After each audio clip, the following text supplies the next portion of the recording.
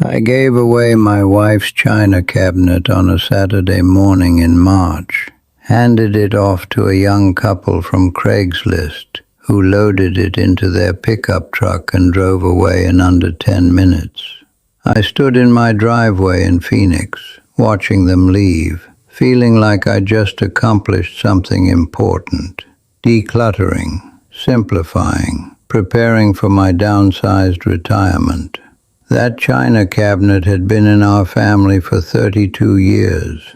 My wife Sarah had inherited it from her mother. It survived 3 cross-country moves, 2 kids growing up, countless Thanksgivings. And I gave it away for free because some minimalist retirement blog told me possessions were anchors holding me back from freedom. I'm 73 years old.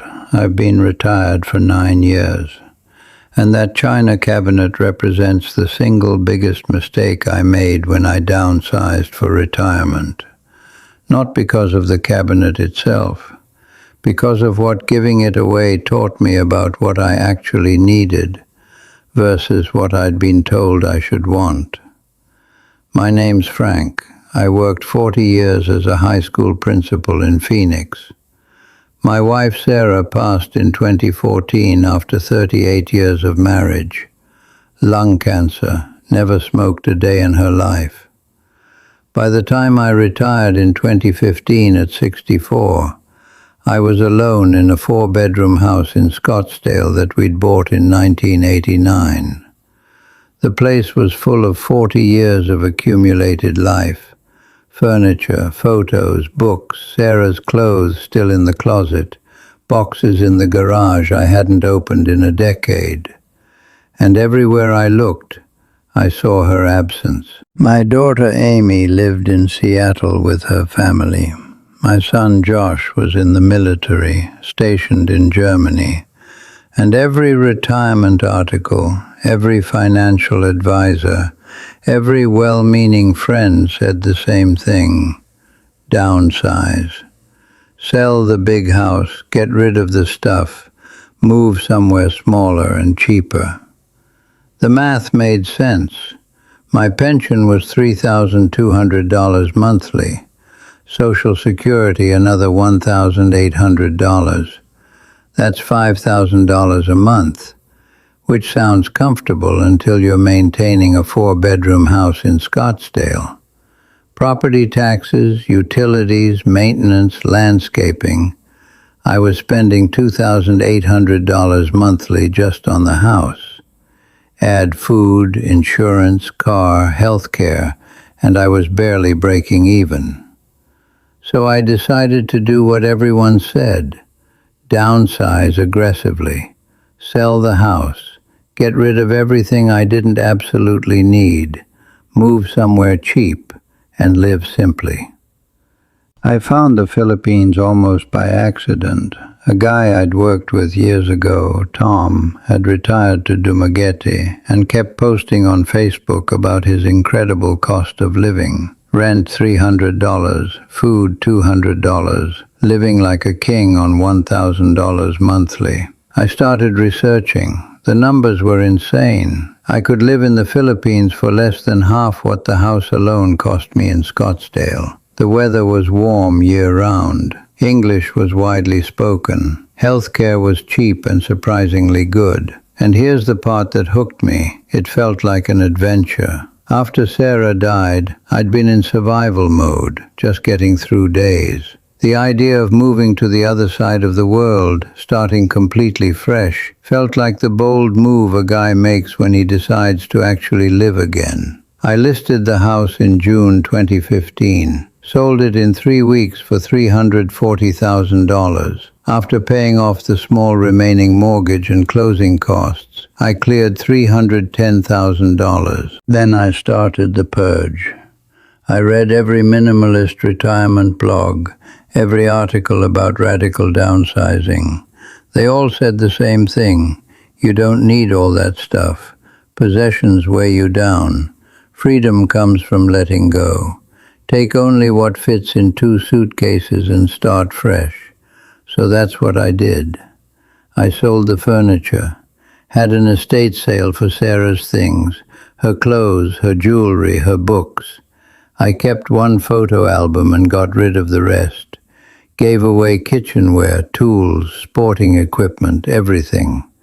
My kids took a few items they wanted.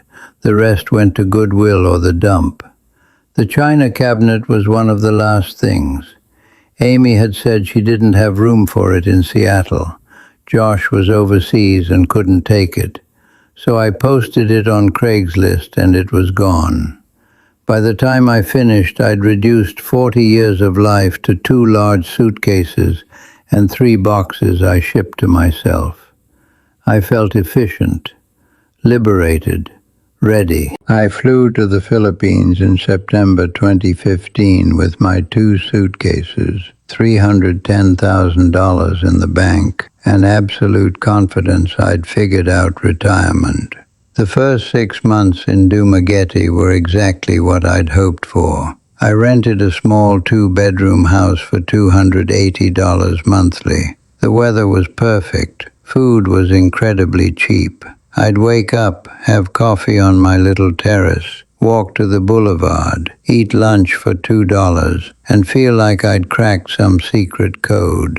I was spending about $900 a month total, and living better than I had in Scottsdale on $5,000. The math was intoxicating. But then the cracks started showing. It started small. I'd be sitting in my house and I'd think about a specific book I used to own, something I wanted to reference, and I'd remember I'd given it away. Or I'd want to show someone a photo from my teaching years, and all those photos were gone. Then Amy called one Sunday.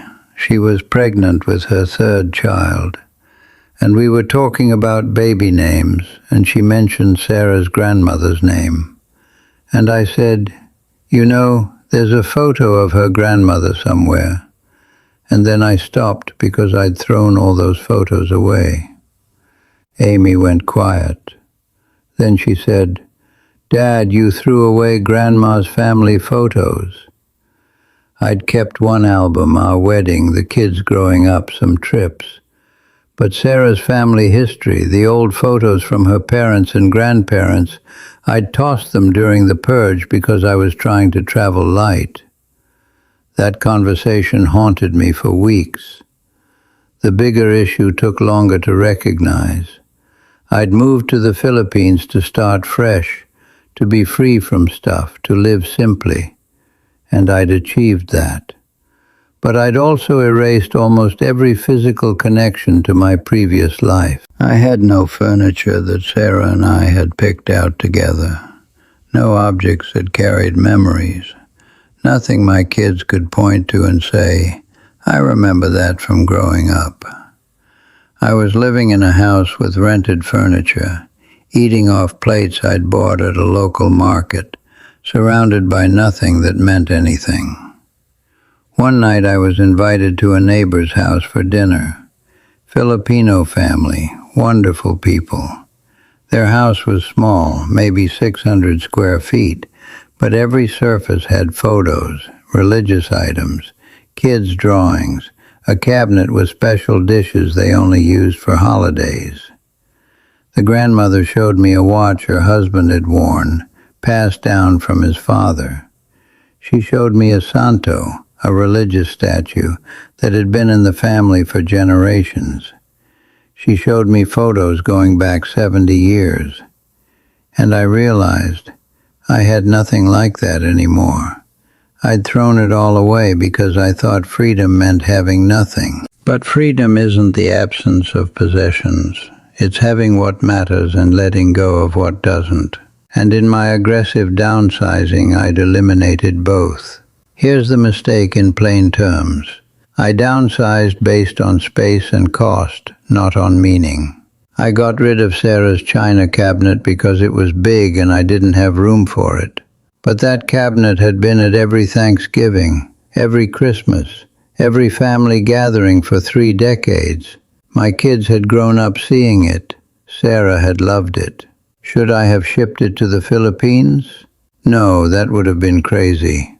But I should have asked my kids more seriously if they wanted it. I should have taken detailed photos of it, of everything, before letting it go. I should have kept more of the small things.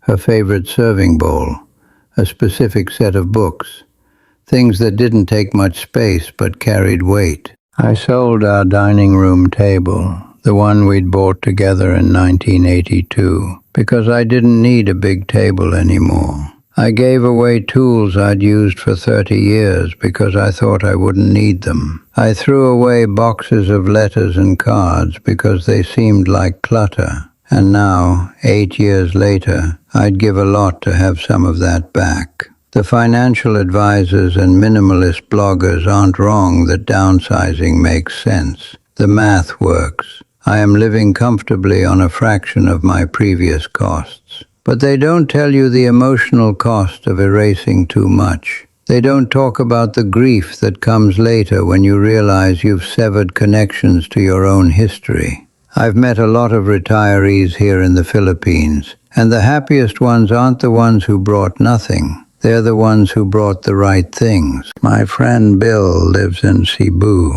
He shipped a small container before he moved. Cost him $2,000. Inside was his favorite chair, his wife's quilt, a bookshelf with books he'd collected over 40 years, family photos properly framed, his father's watch, some tools he actually uses. His apartment here looks lived in. It looks like him. When his grandkids visit from the States, they see familiar things. There's continuity. Another guy I know, Richard, did what I did. Sold everything. Showed up with 2 suitcases. 3 years in, he flew back to the U.S. and spent $5,000 buying back similar versions of things he'd gotten rid of. Didn't even get the originals back. Just bought equivalents because he realized living with nothing felt hollow. Here's what I should have done, and what I'd tell anyone facing retirement downsizing. First, separate possessions into 3 categories. Functional stuff you don't care about, get rid of it without guilt. Expensive stuff that has value but no emotional connection, sell it.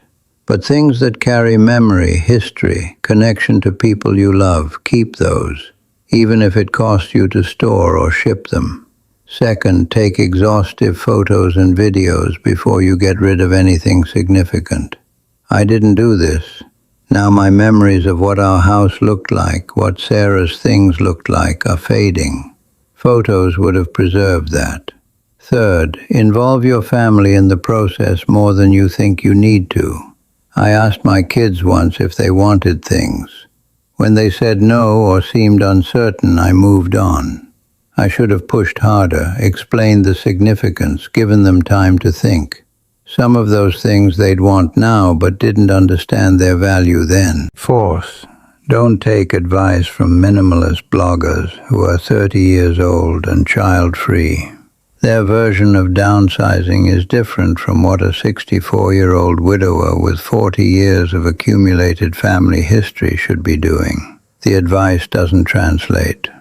Fifth, keep more than you think you need in the categories that matter. Photos, letters, small sentimental objects. They don't take much space. A box of letters weighs nothing, but their value compounds over time. I didn't do any of this right, and I can't get it back. Last year, Amy asked if I had any photos of Sarah's mother, her grandmother, for a family tree project her kids were doing. I didn't. I'd thrown them away 8 years ago because I was streamlining. I had to tell my daughter I didn't have photos of her grandmother. The look on her face over video chat, I can't describe it. Disappointment doesn't cover it. That's the cost of my mistake. Not financial, relational, historical. Now, I'm not saying my life here is bad. It's not. I've built a good life in the Philippines. I have friends, routines, community. I'm healthier at 73 than I was at 64. The financial freedom is real. But my house here feels temporary even after 8 years, because there's nothing in it that anchors me to my past. It's all new, all replaceable, all meaningless. When I die, there's nothing here that will tell my grandkids who I was, nothing that connects them to Sarah, to their history. I erased it in the name of simplifying. The irony is I did all this to feel free, but what I feel is untethered. There's a difference. Freedom is choosing what to carry and what to release. I just released everything, and that's not freedom. That's erasure. If you're facing retirement and thinking about downsizing, please learn from my mistake. Downsize, yes. Get rid of the junk, the duplicates, the stuff that's just taking up space. Absolutely. But keep the things that matter, even if it's inconvenient, even if it costs money to store or ship, even if minimalist influencers tell you it's holding you back. Your history matters.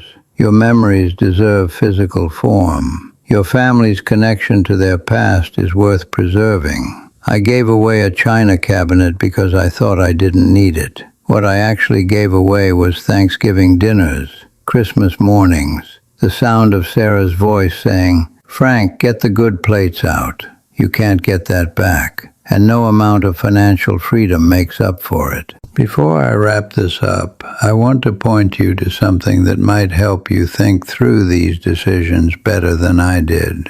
There's a book called Everything I Learned Living Abroad that talks about not just the financial and logistical side of retiring overseas, but the emotional and relational side too. The stuff people don't think about until it's too late. I wish I'd had something like that before I made my choices. Links in the description if you want to check it out.